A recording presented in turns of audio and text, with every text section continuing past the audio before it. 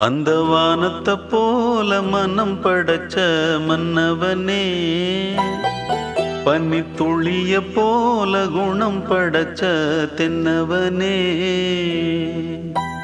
மஞ்சளிலே ஒரு நூலெடுத்து விண்ணுக்கும் மண்ணுக்கும் சம்பந்தம் உண்டுன்னு சொன்னது யாரு? அது மன்னவன் பேரு. அந்த வானத்தை போல மனம் படைச்ச மன்னவனே, பனி துளிய போல குணம் படைச்ச தென்னவனே.